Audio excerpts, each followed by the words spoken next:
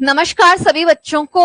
आज हम सामान्य विज्ञान कोर्स की स्टार्टिंग कर रहे हैं। फर्स्ट क्लास है आज और मैं आज आपको बायो का इंट्रोडक्शन बताऊंगी, किस तरीके से आपको इस सब्जेक्ट को पढ़ना चाहिए। और स्पेशली जो आर्ट्स वाले बच्चे हैं जिनको साइंस से डर लगता है, ये कोर्स पढ़ने के बाद में वो साइंस सीख जाएंगे और उनका डर खत्म हो जाएगा। देखना आप सारी क्लासेज को। चलो देखो, मैंने आपको पहले ही बताया था कि मैं बायो और केमिस्ट्री ही पढ़ाऊंगी ओनली। तो हम फर्स्ट सब्जेक्ट स्टार्ट कर रहे हैं, बायोलॉजी, जिसको कहते हैं जीव विज्ञान। ये कोर्स एप्लीकेशन पर रहेगा, पेड कोर्स है ये। और ये कोर्स आपको सारे एग्जाम्स के लिए बेनिफिशियल रहेगा। आपको बार बार अलग अलग कोचिंग करने की, अलग अलग कोर्स खरीदने की रिक्वायरमेंट आपकी खत्म हो जाएगी। आप चाहे पटवार दो, एलडीसी दो, सीईटी दो, एसआई दो, आरएस प्री दो, तो अब सारे एग्जाम्स के लिए ये एक कोर्स रहेगा साइंस का। सिलेबस वाइज आप जो भी एग्जाम देने जाते हो तो मैं आपको समय समय पर बताती रहूंगी कि आपको इसमें से कौन सा टॉपिक स्किप करना है और कौन से टॉपिक आपके सिलेबस में है। और वैसे आप खुद भी इतना समझदार हो, अगर पटवार एलडीसी होता है तो उनमें सिलेबस में पॉइंट लिखे होते हैं। आप ऐसा ही एग्जाम देने जाते हो, उसमें जनरल साइंस आती है तो उसमें सारा पढ़ना होता है। बाकी मैं आपको टाइम टाइम पर इस चीज के लिए गाइड कर दूंगी। बायोलॉजी वर्ड सबसे पहले दिया था लेमार्क और ट्रेविरेनस ने। लेमार्क और ट्रेविरेनस, ये दो साइंटिस्ट थे जिन्होंने सबसे पहले बायोलॉजी टर्म दिया था।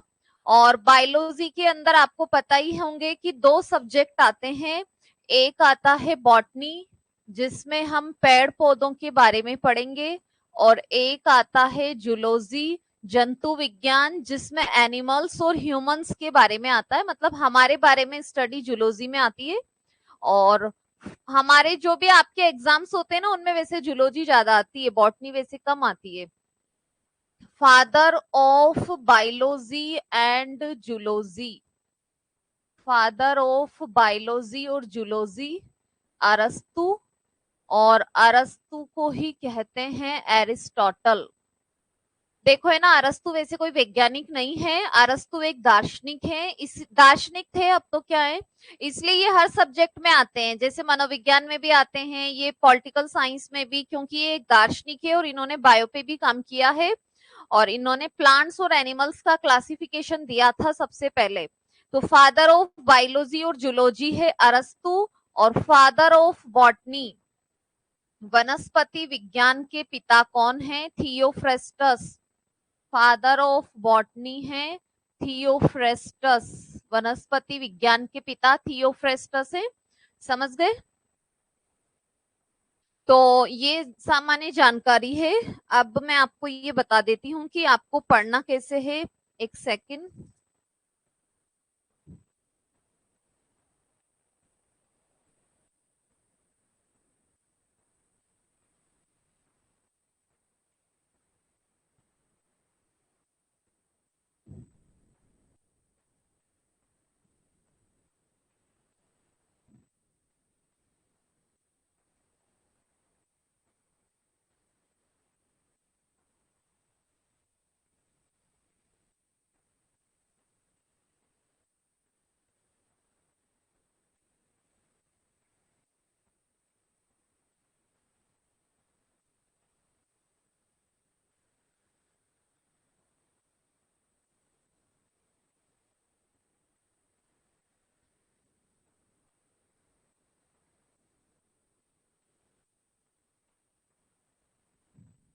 देखो, मैं आपको कुछ शब्द बता रही हूँ, वर्ड, और हम इस साइड में लिखेंगे इनका मीनिंग।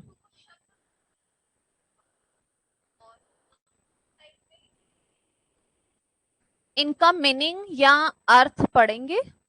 तो हम फर्स्ट वर्ड, ये ना मतलब साइंस की एक तरीके से आप डिक्शनरी मान सकते हो। जैसे इंग्लिश पढ़ते हो तो पहले आपको थोड़ा बेसिक आना चाहिए ना, एबीसीडी या फिर स्पेलिंग्स वगैरह, या ये इस तरीके से साइंस की एक तरीके से डिक्शनरी मान सकते हो।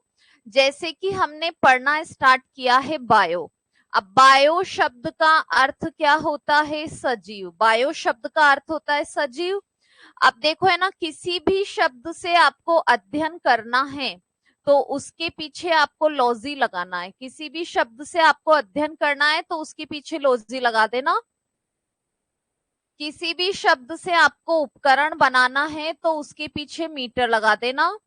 किसी भी शब्द से आपको जांच करनी है तो उसके पीछे ग्राफी लगा देना। ये आप 3 बातें आपको याद रखनी है।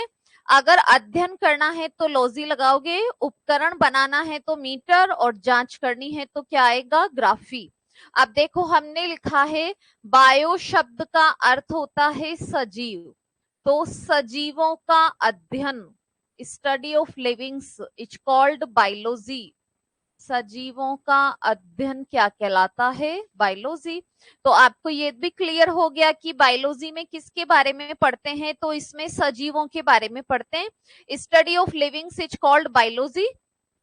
अब सजीव कौन कौन है दुनिया में, तो ये आपको इसकी दोनों ब्रांचेस से पता ही चलता है ना कि प्लांट्स और एनिमल्स ही लिविंग या सजीव होते हैं, क्योंकि नॉन लिविंग्स निर्जीव तो पढ़े जाएंगे फिजिक्स के अंदर, सजीव लिविंग्स प्लांट्स और एनिमल्स पढ़े जाते हैं या बायो के अंदर। समझ गए होंगे, इसलिए इसकी 2 ब्रांचेज बन गई ना, बॉटनी एंड जूलॉजी। तो सबसे पहली बात तो पौधे सजीव होते हैं, ये आप अभी तो मानते हो ना, प्लांट्स आर लिविंग। प्लांट्स के बारे में एक बेसिक इंफॉर्मेशन बताती हूँ आपको। पौधे सजीव होते हैं, प्लांट्स आर लिविंग होते हैं क्या? ऐसा मानते हो ना आप, अभी तो मानते हो कि पौधे सजीव होते हैं। पौधे सजीव होते हैं ये सबसे पहले बताया था जेसी बोस ने। जगदीश चंद्र बोस इनका पूरा नाम है, और इन्होंने सबसे पहले बताया था कि प्लांट्स आर लिविंग, पौधे सजीव होते हैं। तो इन्होंने कैसे प्रूफ किया कि पौधे सजीव होते हैं? तो इन्होंने बोला कि भाई पौधों में कौन सी प्रॉपर्टी पाई जाती है? उत्तेजनशीलता, इरेटिबिलिटी की प्रॉपर्टी पाई जाती है पौधों में। उत्तेजनशीलता, इरेटिबिलिटी होती है। और जेसी बोस ने पौधों में संवेदनाओं की खोज की थी। इसने प्लांट्स में सेंसेशंस को डिस्कवर किया था, और इसी ने ही प्लांट्स में इरेटिबिलिटी, उत्तेजनशीलता, सेंसेशन वही होते हैं। जैसे मान लो कि हम पौधे में पानी डालते हैं तो पौधा जड़ों से पानी को खुद अवशोषित करता है, तो उसने रेस्पॉन्स दिया ही ना, खुद से पानी को ऑब्जर्व किया। प्लांट सन से सनलाइट लेते हैं तो वो खुद ही अपने आप से ही ले रहे हैं ना, हमें कोई थोड़ी ना एफर्ट करना पड़ रहा है उसके लिए। तो वो भी उन्होंने क्या दिया? एक सेंसेशन, एक संवेदना। प्लांट छुई मुई का पौधा होता है, जो आपने सुना भी होगा, छुई मुई को छूते हैं तो क्या होता है? मुरझा जाती है। तो मुरझा जाती है तो इसका मतलब उसने किसको रेस्पॉन्स दिया है? हमारे स्पर्श को रेस्पॉन्स दिया है। तो प्लांट्स होते हैं ना, वो डिफरेंट मेथड से हमारे को रेस्पॉन्स देते हैं। जैसे देखो, पौधा रेस्पॉन्स देता है जल को, और जल के लिए साइंटिफिक वर्ड क्या होता है? हाइड्रो। पौधा रेस्पॉन्स देता है प्रकाश को। अब प्रकाश को वैसे देखो इंग्लिश में लाइट कहते हैं, इसके लिए साइंटिफिक वर्ड होता है फोटो। प्लांट रेस्पॉन्स देते हैं रसायनों को, और रसायनों के लिए साइंटिफिक वर्ड तो क्या रहेगा? कीमो। प्लांट रेस्पॉन्स देते हैं स्पर्श को, और स्पर्श के लिए वैसे तो इंग्लिश तो टच होता है, लेकिन इसके लिए साइंटिफिक वर्ड क्या होगा? थिग्मो। तो ऐसे डिफरेंट टाइप के सेंसेशंस प्लांट दिखाते हैं हमें, इसलिए जेसी बोस ने कहा कि भाई पौधे क्या होते हैं? सजीव होते हैं। इतना समझ गए? अच्छा, तो पौधे सजीव होते हैं, हमने ये तो मान लिया। अब आप मुझे ये बताओ कि प्लांट्स रेस्पिरेशन कब कब करते हैं, क्योंकि हमारा तो आपको पता ही होता है, थोड़ा बहुत आपको प्लांट्स की कब नॉलेज होती है। पौधे श्वसन कब कब करते हैं, और पौधे श्वसन में कौन सी गैस लेते हैं? मैंने आपसे 2 क्वेश्चन पूछे। एक तो रेस्पिरेशन इन प्लांट्स,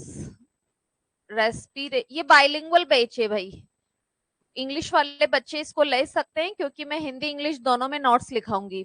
तो रेस्पिरेशन इन प्लांट्स बताओ कौन कब होता है? टाइम पीरियड, और विच गैस जो है ये इसमें प्लांट्स रेस्पिरेशन में इनटेक करेंगे, उस गैस का भी आपको नाम बताना है। अब देखो मेरी बात सुनो, आपको मैं सिंपल सा एक बात समझा देती हूँ। श्वसन, जिसको हमारी सामान्य भाषा में हम कहते हैं सांस लेना, और इसी को ही कहते हैं रेस्पिरेशन। तो रेस्पिरेशन चाहे वो प्लांट कर रहा हो चाहे वो एनिमल कर रहा हो, रेस्पिरेशन में हमेशा गैस कौन सी आती है? ऑक्सीजन ही आती है। Plants and animals both take oxygen in respiration, समझ गए क्या? या all livings take oxygen in respiration. अब ऑल लिविंग्स में सब आ गए, प्लांट्स भी आ गए, एनिमल्स भी आ गए, सभी श्वसन के अंदर कौन सी गैस लेते हैं? ऑक्सीजन गैस लेते हैं। इतना सा समझ गए? अब आपसे मैंने एक और सवाल पूछा था कि रेस्पिरेशन कब कब होता है? डे में होता है, नाइट में होता है, इसका कोई टाइम पीरियड है या हमेशा होता है? अब इस क्वेश्चन के आंसर जनरली गलत आते हैं। देखो है ना, रेस्पिरेशन 24 आवर्स होता है, इसका कोई टाइम पीरियड ड्यूरेशन नहीं है, कि ये कोई प्रकाश संश्लेषण नहीं है जो सनलाइट की प्रेजेंस में होगा। कोई भी सजीव जिंदा है तो वो सांस 24 घंटे लेगा, चाहे वो प्लांट हो चाहे वो एनिमल हो। समझ रहे हो? आप जो आंसर देते हो ना कि डे में होता है, दिन में होता है, तो वो आंसर होता है प्रकाश संश्लेषण का। और प्रकाश संश्लेषण को इंग्लिश में क्या बोलते हैं? फोटोसिंथेसिस। तो plants take CO2 in photosynthesis, प्रकाश संश्लेषण से पौधे अपना भोजन बनाते हैं। तो ये अलग प्रोसेस होती है, ये अलग प्रोसेस होती है। श्वसन मतलब सांस लेना, जैसे हम सांस अलग लेते हैं, हम खाना अलग बनाते हैं, अलग खाते हैं, खाने वाला सिस्टम हमारा अलग है, सांस वाला सिस्टम अलग है। तो डेक के अंदर प्लांट्स फोटोसिंथेसिस करते हैं, क्योंकि फोटोसिंथेसिस की रिक्वायरमेंट क्या होती है? सनलाइट। फोटोसिंथेसिस की रिक्वायरमेंट क्या होती है? सनलाइट। तो सूर्य के प्रकाश की उपस्थिति में प्रकाश संश्लेषण होता है।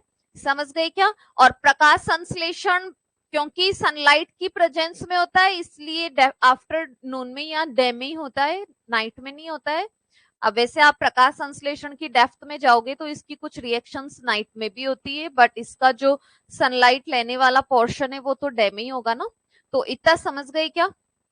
सभी सजीव श्वसन में ऑक्सीजन गैस लेते हैं, और श्वसन 24 आवर्स होता है, इसका कोई ड्यूरेशन नहीं होगा। कोई भी सजीव जिंदा है तो सांस हमेशा लेगा। तो मैंने आपको ये बताया है, all livings take oxygen in respiration. सभी सजीव श्वसन में ऑक्सीजन लेते हैं। समझ गए? All livings take oxygen in respiration. और रेस्पिरेशन का ड्यूरेशन क्या है? ये 24 आवर्स होता है, इसका कोई टाइम पीरियड फिक्स नहीं होता है। पौधे प्रकाश संश्लेषण में, ये बेसिक इंफॉर्मेशन बता रही हूं, पौधे प्रकाश संश्लेषण में CO2 लेते हैं। Plants take CO2 in photosynthesis. समझ गए? और फोटोसिंथेसिस तो कभी होता है? प्रेजेंस ऑफ सनलाइट, सूर्य के प्रकाश की उपस्थिति में होता है। तो मैंने आपको एक बेसिक वर्ड बताया था, first word bio. Bio word का मीनिंग क्या होता है? सजीव। अब देखो है ना, फिर आपको एक और पॉइंट क्लियर कर दूं, सजीव को इंग्लिश में लिविंग कहते हैं। इंग्लिश में क्या बोलते हैं? लिविंग। तो हर शब्द का हिंदी वर्ड अलग होता है, इंग्लिश वर्ड अलग होता है, साइंटिफिक वर्ड अलग होता है। तो सजीव हिंदी में, लिविंग इंग्लिश में, बायो साइंस के अंदर हो गया ना। तो ऐसे ही देखो, मैं आपको बहुत सारे शब्द बताने वाली हूं ताकि आपको बेसिक इंफॉर्मेशन पढ़ना आपके लिए इजी रहेगा ना। Number second, word number 2, dendro. Dendro शब्द किसके लिए होता है? वृक्ष या झाड़ी के लिए। वैसे मैन डेंड्रो वर्ड ट्रीज के लिए ही होता है, वृक्ष के लिए होता है। अब मैंने आपको इतना बता दिया कि किसी का भी अध्ययन करना है तो उसके पीछे क्या लगाओगे? लॉजी। तो बताओ, आपसे पूछेंगे वृक्षों का अध्ययन क्या कहलाएगा? अब लॉजी आप ध्यान रखना, हमेशा साइंटिफिक वर्ड के पीछे लगता है, इंग्लिश शब्द के पीछे लॉजी नहीं लगता है। ट्रियोलॉजी नहीं होगा, डेंड्रोलॉजी होगा। वृक्षों का अध्ययन, study of trees is called dendrology. Study of trees is called dendrology. समझ गए क्या? वृक्षों का अध्ययन डेंड्रोलॉजी होता है। फिर एक और क्वेश्चन आता है, वृक्षों की आयु ज्ञात करना।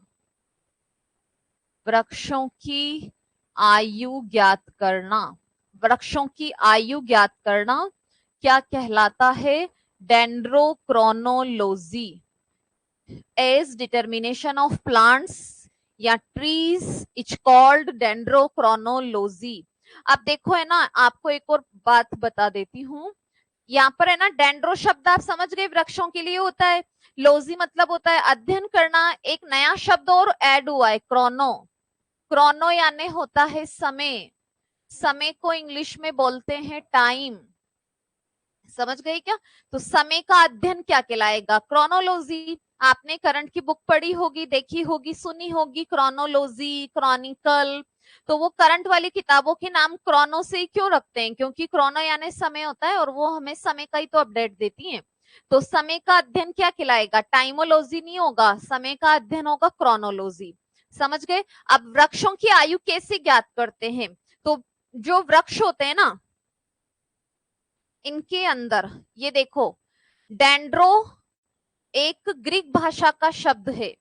डेंड्रो एक ग्रीक वर्ड है जिसका मीनिंग होता है ट्री, और लॉजी का मीनिंग होता है स्टडी। तो dendrology study of trees, dendrology is the study of trees and includes taxonomy, identification, characteristics, ranges, morphology and ecology। मतलब इसकी प्लांट के सभी करेक्टर्स को देखा जाता है इसके अंदर।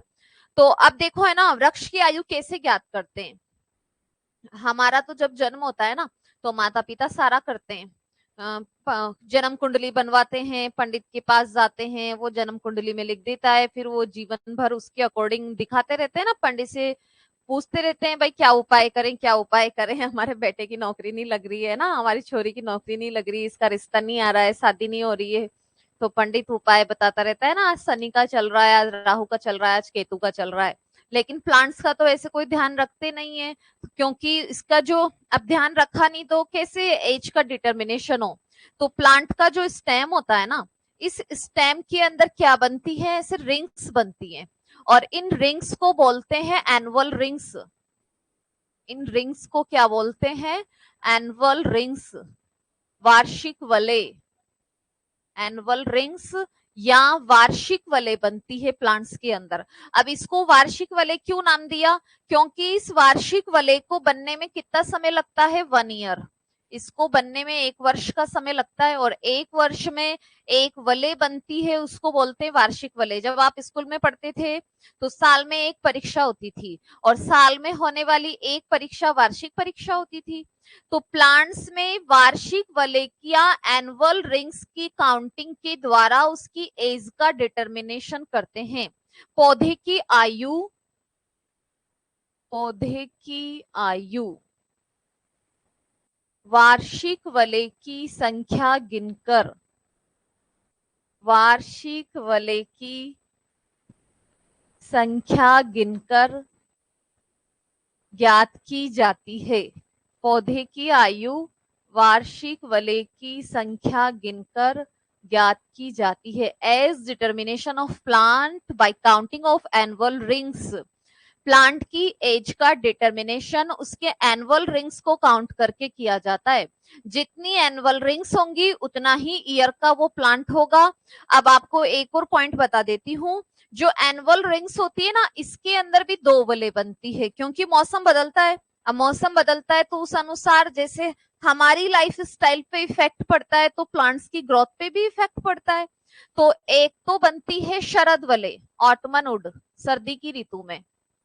एक बनती है बसंत वलय, बसंत ऋतु के अंदर, इसको बोलते हैं ऑटमन वुड, ऑटमन रिंग। इसको बोलते हैं स्प्राइंग रिंग। तो ये 2 प्रकार की वलय बनती है। 6 मंथ में ये बनेगी, ये बनेगी 6 मंथ, और ये बनेगी 6 मंथ। तो ये कंप्लीट 1 ईयर में इसमें 2 प्रकार की रिंग बन जाती है, शरद वलय और बसंत वलय। शरद वलय और बसंत वलय की संख्या से ही वार्षिक वलय बनेगी, और वार्षिक वलय से क्या कर देंगे? पौधे की एज का डिटरमाइन कर देंगे। अब मान लो ऐसे स्थान, शरद वलय तो शरद ऋतु में, बसंत वलय बसंत ऋतु में, ऐसे स्थान जहां वर्ष भर मौसम एक सा रहता है, ऐसे स्थान जहां वर्ष भर मौसम एक सा रहता है, पौधों की आयु कैसे ज्ञात करें? अब ना तो वहां पर शरद वलय बनेगी, ना वो बसंत वलय बनेगी, क्योंकि बहुत से स्थान होते हैं ना समुद्र के आसपास के होते हैं जहां पर मौसम में इतना स्पष्ट परिवर्तन नहीं होता है जैसा कि राजस्थान में होता है। तो फिर वहां पर कैसे एज का डिटर्मिनेशन करें? पौधों की आयु। अब वहां के प्लांट्स में बनती है वृद्धि वलय। वृद्धि वलय को कहा जाता है ग्रोथ रिंग्स। वृद्धि वलय की संख्या गिनकर, वृद्धि वलय की संख्या गिनकर ज्ञात की जाती है। समझ गए? ऐसे स्थान जहां पर वर्ष भर मौसम एकसा रहता है, पौधों की आयु वृद्धि वलय की संख्या गिनकर ज्ञात की जाती है, वहां पर एक सिंगल रिंग बनती है, उसको वृद्धि वलय कहते हैं। आपको एक और इंफॉर्मेशन दे दूं, इस कोर्स के अंदर कंप्लीट कोर्स होगा, फिजिक्स भी होगी, केमिस्ट्री भी होगी, बायो भी होगी, टेक भी होगी। तो आप ये मत समझना कि केवल बायो बायो का ही कोर्स है। फिजिक्स भी पढ़वाऊंगी आपको एक अच्छे शिक्षक से, और बाकी पोर्शन तो मैं खुद करवा ही रही हूँ, और आपको कोई दिक्कत नहीं आएगी। अच्छा, एक मैं आपको थर्ड वर्ड बताती हूँ, हिपेट। और हिपेट वर्ड किसके लिए होता है? यकृत। यकृत को इंग्लिश में क्या बोलते हैं? लीवर। इसी को क्या बोलते हैं? जिगर। अब देखो है ना, वैसे ये भी हमारा मिथ है, हम जिगर का नाम आते ही हम हार्ट के बारे में समझते हैं, लेकिन जिगर वास्तव में नाम होता है लीवर का। लीवर मतलब यकृत मतलब जिगर, और इसके लिए साइंटिफिक वर्ड होता है हिपेट। तो अब आप खुद बता सकते हो, यकृत का अध्ययन, स्टडी ऑफ लीवर। अब लीवर का अध्ययन लीवरोलॉजी नहीं होगा, study of liver is called hepatology. यकृत का अध्ययन क्या होता है? हिपेटोलॉजी होता है। लीवर हमारी बॉडी में कितने होते हैं बताओ भाई? ये तो संख्या में कितने होते हैं? इन नंबर। इनका भार कितना होता है? वेट कितना है? स्थान क्या है? इनकी साइड क्या है? कौन सी साइड में पाए जाते हैं? भार को कहते हैं वेट, और संख्या तो आप लिख ही सकते हो, ये तो नंबर ही होता है ना। लीवर हमारी बॉडी में संख्या में एक होते हैं, एक ही होता है एक। अब एक है ना, तो जो भी ऑर्गन एक है उसकी लोकेशन फिक्स रहती है भाई, मतलब फिक्स आपको याद रखनी है। जैसे दो है हमारे लंग्स तो right and left both side होते हैं। किडनी हमारी दो है, तो जो भी ऑर्गन दो होंगे वो राइट एंड लेफ्ट होंगे। लेकिन लीवर एक है, तो फिर एक है तो इसकी लोकेशन एक ही साइड ही रहेगी ना लाइफ टाइम। ऐसे थोड़ी कभी कभी आपका मूड ठीक नहीं हुआ, मैडम आज तो लीवर ही लेफ्ट में आ गया, हाँ मैडम आज तो गर्लफ्रेंड से लड़ाई हो गई, लीवर बेक में चला गया, ऐसा नहीं होता है। तो लीवर लाइफ टाइम हमेशा कहां पर ही रहता है? राइट हैंड साइड में ही रहता है। और इसका भार हमारी बॉडी में सबसे ज्यादा होता है 1500 ग्राम। समझ गए? और लीवर होता है ना, ये ऐसे होता है, ये देख लो लीवर, ये ऐसे दो लॉब्स से बना होता है। ये राइट इधर है, राइट हैंड साइड के अंदर है, और हमारी बॉडी का लार्जेस्ट इंटरनल ऑर्गन भी है। ये है लार्जेस्ट इंटरनल ऑर्गन, सबसे बड़ा आंतरिक अंग। लार्जेस्ट इंटरनल ऑर्गन, सबसे बड़ा आंतरिक अंग, सबसे बड़ा आंतरिक अंग भी है ये, और सबसे बड़ा आंतरिक अंग लीवर है। तो फिर है ना, एक और क्वेश्चन आता है, वो भी मैं आपको साथ में बता देती हूँ, इससे रिलेटेड ही है, तो आपको कंफ्यूजन नहीं हो इसीलिए। एक तो होता है सबसे बड़ा अंग, largest organ. Largest organ is skin. Largest organ हमारी स्किन, त्वचा होती है। समझ गए? और largest internal organ is liver. Liver के अंदर ऐसे दो लोब होती है, ये लेफ्ट लोब है, लेफ्ट लोब थोड़ी छोटी होती है, ये राइट लोब है, राइट लोब थोड़ी बड़ी होती है, राइट है। बायो में चित्र हमेशा ऐसे ही बनते हैं, ये वाला भाग बायां होता है, ये वाला भाग दायां होता है। तो ये राइट लोब है, ये इसकी लेफ्ट लोब है। लेफ्ट लोब थोड़ी छोटी होती है, राइट लोब बड़ी होती है। ये दोनों ही लॉब्स एक फैल्सीफॉर्म लिगामेंट के द्वारा जुड़ी होती है। दोनों ही लॉब्स होती है ना, इसका नाम देखो यहाँ पर लिखा हुआ है इंग्लिश में, हिंदी में मैं लिख देती हूँ। दोनों ही लॉब्स फैल्सीफॉर्म लिगामेंट के द्वारा जुड़ी होती हैं। समझ गए? और फिर इस लीवर के नीचे पाया जाता है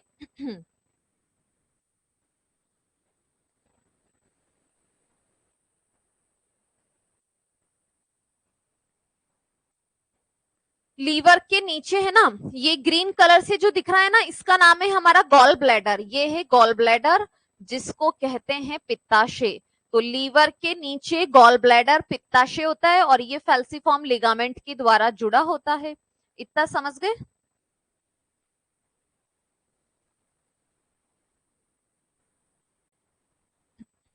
चलो, अब मैं आपको लीवर के और क्वेश्चन बताती हूँ। एक तो ये अंग वाला तो समझ ही गए हो। इसके अंदर क्या होता है? एक तो हमारे अंदर रोग होता है एक पीलिया। पीलिया को कहते हैं जॉन्डिक्स। लीवर तो बहुत ज्यादा आता है सामान्य विज्ञान के जो भी एग्जाम्स होते हैं, लीवर तो फेवरेट क्वेश्चंस में से। पीलिया, जॉन्डिक्स एक बीमारी होती है, हिपेटाइटिस। हिपेटाइटिस यही रहेगा इंग्लिश में प्रभावित अंग। Effected organ in jaundice and hepatitis is liver. मैंने आपको अभी बताया है भाई, देखो शब्द का यूज कैसे करना है। आपको मैंने शब्द बताया हिपेट। अब हिपेट वर्ड पूरी साइंस में कहीं भी आ जाए, इसका अर्थ लीवर ही होता है। अब आप यहाँ पर देख लो, हिपेट वर्ड आ गया तो हिपेटाइटिस, हिपेट यानी लीवर, आइटिस यानी सूजन आना। यहाँ पर आइटिस जुड़ा हुआ है। आइटिस यानी होता है सूजन आना।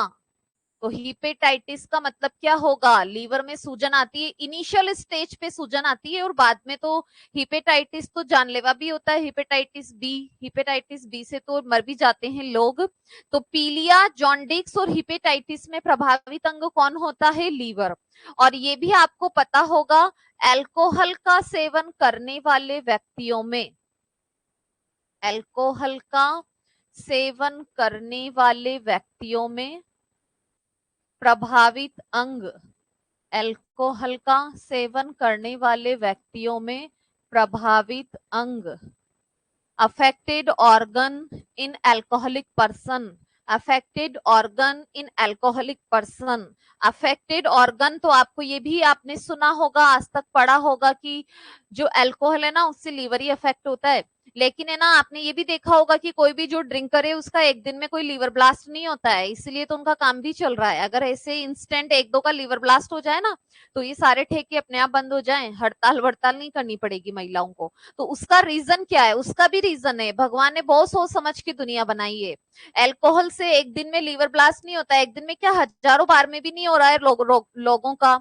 और इसमें लीवर में रोग होता है लीवर सिरोसिस। लीवर सिरोसिस है ना, ये लीवर की लास्ट कंडीशन होती है, इसके बाद में लीवर ब्लास्ट हो जाता है। ऐसा है ना लीवर।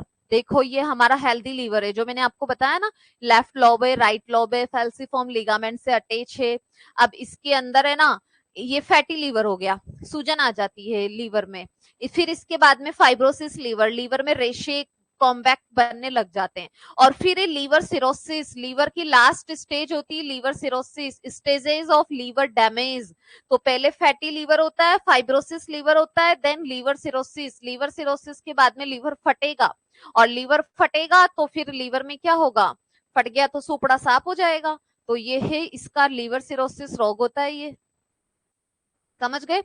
और मैं आपको लीवर की क्वेश्चन बताती हूँ।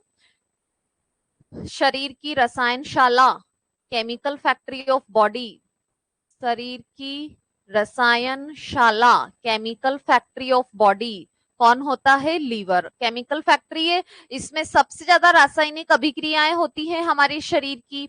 और इसके अंदर vitamin A, urea, Patras, cholesterol का निर्माण, पितरस और कोलेस्ट्रॉल का निर्माण ये भी कहां पर होता है? लीवर के अंदर। Formation of vitamin A, urea, bile juice and cholesterol. Patras को कहते हैं बाइल जूस। तो बाइल जूस का, कोलेस्ट्रॉल का, यूरिया का फॉर्मेशन भी कहां पर होता है? लीवर में। अब बाइल जूस तो क्या है? हमारी बॉडी में डाइजेशन में हेल्प करने वाला जूस होता है जो लीवर में बन जाता है। कोलेस्ट्रॉल एक प्रकार की क्या होती है? फैट। ये एक प्रकार की वसा होती है। हम फूड से जो भी फैट लेते हैं ना, वो हमारी बॉडी में कोलेस्ट्रॉल की फॉर्म में लीवर के अंदर स्टोर हो जाती है। जो नुकसानदायक वसा होती है ना फास्ट फूड से, इनसे मिलती है। और यूरिया हमारी बॉडी में बनता है प्रोटीन का वेस्ट प्रोडक्ट। प्रोटीन का अपशिष्ट पदार्थ। हम जो भी हमारे फूड के अंदर प्रोटीन खाते हैं ना, आपने किसी भी चीज से प्रोटीन लिया है तो उसका फायदा तो हमें जो मिलना है वो मिल जाएगा।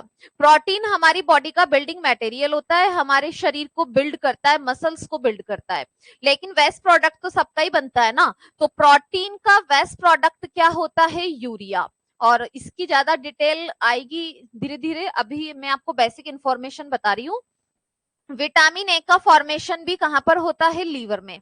तो लीवर ऐसे अपने आप बैठा बैठा विटामिन नहीं बनाएगा, ऐसे अपने आप ही बनाने लग जाए तो फिर हमें कुछ करना ही नहीं पड़े ना फिर। लेकिन हम इसके जब सोर्स लेते हैं ना, सोर्स लेंगे तो सोर्स से फिर उसको विटामिन ए में कन्वर्ट करने में हेल्प करता है लीवर। जैसे मान लो आपने गाजर खाई, अब गाजर के अंदर एक पिगमेंट होता है जिसका नाम है कैरोटीन। ये कैरोटीन पिगमेंट हमारे शरीर में कहां पर जाएगा? गाजर खाओगे तो आपको उससे कैरोटीन पिगमेंट मिलेगा। कैरोटीन पिगमेंट हमारी बॉडी में कहां जाएगा? लीवर में। और लीवर में इससे क्या बनेगा? विटामिन है। तो इस तरीके से ये विटामिन बनाता है। आपने कैरेट खाओगे, कैरेट में कैरोटीन पिगमेंट होता है, कैरोटीन पिगमेंट हमारे लीवर में जाता है, लीवर में इससे विटामिन ए बनता है। तो ये कुछ क्वेश्चन है, डायरेक्ट है। अब ये कोई एक लाइन नहीं है, ये 4 सवाल है। मैंने आपको 4 सवाल एक साथ लिखा है। विटामिन ए का formation in liver, formation of urea in liver, formation of bile juice in liver, formation of cholesterol in liver. समझ गए इतना? चलो नेक्स्ट क्वेश्चन बताती हूँ आपको यकृत का। अच्छा, एक आपको मैंने आपको ये बताया था कि अल्कोहल से कौन अफेक्टेड होता है? लीवर अफेक्टेड होता है। लेकिन फिर लीवर इतना इजीली ब्लास्ट नहीं होता है, उसका रीजन क्या है? उसका रीजन है मानव शरीर में सर्वाधिक पुनरुद्भवन क्षमता। मानव शरीर में सर्वाधिक पुनरुद्भवन क्षमता, maximum regeneration power in human body and minimum regeneration power in human body। सबसे कम पुनरुद्भवन क्षमता, minimum regeneration and maximum regeneration. Regeneration की स्पेलिंग ऐसे होती है, ये है रीजनरेशन। तो हमारी बॉडी में मैक्सिमम रीजनरेशन ही किसमें होता है? लीवर में ही होता है। मैंने कहा ना, भगवान ने बहुत सोच समझ के दुनिया बनाई है। अब अल्कोहल से लीवर अफेक्टेड तो होता है, लेकिन लीवर में रीजनरेशन भी तो फास्ट होता है ना। और मिनिमम रीजनरेशन किसमें होता है? हमसे सबसे ज्यादा कौन से ऑर्गन का प्रोटेक्शन करवाया जाता है? आप डेली लाइफ में देखो, किस ऑर्गन का हमें सबसे ज्यादा प्रोटेक्शन करने के लिए कहा जाता है? हेलमेट क्यों लगवाते हैं? हेलमेट लगवाते हैं ब्रेन की प्रोटेक्शन के लिए, क्योंकि सबसे कम पुनरुद्भवन किसमें होता है? हमारे मस्तिष्क में, ब्रेन में। ब्रेन की सेल्स होती है ना, उनमें आफ्टर बर्थ बहुत कम सेल डिवीजन होता है, बहुत नेग्लिजिबल सेल डिवीजन होता है। तो अगर ब्रेन में चोट आ गई ना, तो रिपेयरिंग होने में बहुत लंबा समय लग जाता है, क्योंकि ब्रेन में पुनरुद्भवन स्लो होती है, बहुत ही स्लो होती है। इसलिए इसका हमसे प्रोटेक्शन करवाया जाता है। और यही रीजन है कि अल्कोहलिक पर्सन के अंदर लीवर लंबे समय तक चल जाता है, क्योंकि इसमें रिपेयरिंग फास्ट होती है। अच्छा, इसके अलावा हमारी बॉडी में रक्त का शुद्धिकरण, प्योरिफिकेशन ऑफ ब्लड, रक्त का शुद्धिकरण, फर्स्ट आंसर होता है किडनी। वैसे तो किडनी को हिंदी में बोलते हैं वृक्क, इसी को बोलते हैं गुर्दे। हमारी बॉडी में ब्लड का प्योरिफिकेशन होता है किडनी में। और अगर किडनी आंसर में नहीं मिले तो फिर आंसर लगा देना लीवर। हमारे रक्त का शुद्धिकरण करने का वैसे मेन काम किडनी करती है, लेकिन किडनी नहीं होगी तो थोड़ा बहुत लीवर भी कर देता है इसकी हेल्प। इसके अलावा लीवर के अंदर है ना, वैसे हमारी देखो आरबीसी का कब्रिस्तान, ग्रेवयार्ड ऑफ आरबीसी। ये लीवर से रिलेटेड क्वेश्चंस बता रही हूँ, ये डायरेक्ट क्वेश्चंस हैं जो आज तक परीक्षाओं में आए हुए हैं। क्या आने वाला है ये तो किसी को पता नहीं होता है, फालतू बातें हैं। और जो आ चुका है वो सारे क्वेश्चंस लिखा रही हूँ आपको। ग्रेवयार्ड ऑफ आरबीसी, कब्रिस्तान या ग्रेवयार्ड ऑफ आरबीसी। अब आरबीसी के कब्रिस्तान का देखो, पहला आंसर वैसे प्लीहा होता है। प्लीहा को कहते हैं स्प्लीन, इसी को कहते हैं तिल्ली। और ये हमारी बॉडी के लेफ्ट साइड में होती है, इधर लेफ्ट साइड में स्प्लीन होती है। अगर स्प्लीन आंसर में नहीं है तो फिर भी आप आंसर में क्या लगा सकते हो, लीवर आंसर में लगा सकते हो। लीवर के अंदर कुफुर कोशिकाएं पाई जाती हैं, लीवर के अंदर कुफुर कोशिकाएं पाई जाती हैं। और ये जो कुफुर कोशिकाएं होती है ना, ये फेगोसाइटिक नेचर की होती हैं। कुफुर कोशिकाएं पाई जाती हैं जो भक्षाणु प्रवृत्ति की होती हैं, भक्षाणु फेगोसाइटिक नेचर की।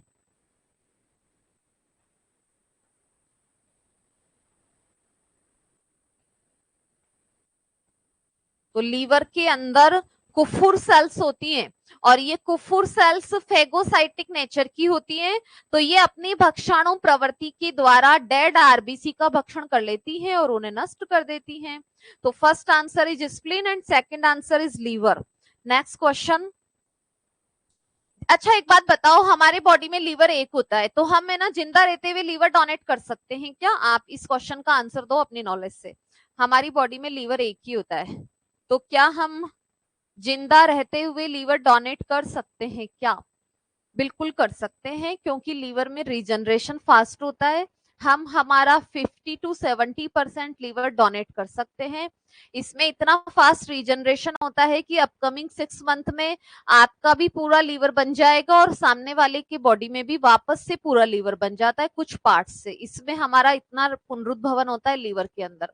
पुनरुद्भवन का उदाहरण देखते हो ना आप घरों में, जैसे छिपकली देखते हो, छिपकली की पूंछ कट जाती है, कुछ समय के बाद में वापस आ जाती है, तो वो पुनरुद्भवन ही तो होता है। हमारे तो इतना पुनरुद्भवन नहीं होता है, बस एक सबसे ज्यादा लीवर में होता है। तो लीवर अगर हमने डोनेट भी किया, वो डॉक्टर अपने आप ले सकते हैं, अगर आप देना चाहो तो 50 to 70% जिंदा रहते हुए भी। जिंदा रहते हुए की बात है, मरने के बाद की बात नहीं है। तो आपका भी लीवर पूरा बन जाएगा और सामने वाले का भी पूरा बन जाएगा। अच्छा, और लीवर के बहुत सारे प्रश्न बीच बीच में आते भी रहेंगे। यकृत की संरचनात्मक व क्रियात्मक इकाई। और राजस्थान में लीवर डोनेशन होने लग गया है। राजस्थान के हॉस्पिटल्स में पहला लीवर ट्रांसप्लांट हुआ था महात्मा गांधी हॉस्पिटल के अंदर 2015 में। यकृत की संरचनात्मक व क्रियात्मक इकाई, structural and functional unit of liver is यकृत पालिकाएं, जिन्हें कहते हैं liver lobules. Structural and functional unit of liver is liver lobules. लाखों की संख्या में इसमें लीवर लॉब्यूल्स पाई जाती हैं। लीवर के अंदर फाइब्रिनोजन व प्रोथ्रोम्बिन प्रोटीन का निर्माण होता है। फाइब्रिनोजन व प्रोथ्रोम्बिन प्रोटीन का निर्माण, formation of fibrinogen and prothrombin protein in liver, liver में ही बनती है। ये फाइब्रिनोजन और प्रोथ्रोम्बिन प्रोटीन का काम क्या है, किसमें काम आती है ये बॉडी के अंदर? फाइब्रिनोजन और प्रोथ्रोम्बिन प्रोटीन हमारे शरीर में किस काम आती हैं? ये दोनों रक्त का थक्का बनाने वाली प्रोटीन है, दोनों ही रक्त का थक्का बनाने वाली प्रोटीन है। ब्लड क्लॉट करने वाली प्रोटीन्स होती हैं फाइब्रिनोजन और प्रोथ्रोम्बिन, और दोनों का ही फॉर्मेशन किसमें होता है? लीवर के अंदर होता है। समझ गए? तो इस तरीके के बहुत सारे क्वेश्चंस ये तो मैंने आपको बेसिक इन्फॉर्मेशन दी है, फिर इसके बाद में हम टॉपिक वाइज पढ़ना शुरू करेंगे। तो आप इसी तरीके की क्लासेज को देखने के लिए चैनल को सब्सक्राइब करें। और एप्लीकेशन पर ये कोर्स है, तो एप्लीकेशन को डाउनलोड करके, एप्लीकेशन का नाम वैसे वही है जो यूट्यूब चैनल का नाम है, तो उस पर आपको ये कोर्स मिलेगा। तो सभी बच्चे कोर्स को देखें, एनरोल करें। Thank you. मिलते हैं हम कल नेक्स्ट क्लास के अंदर। Bye bye.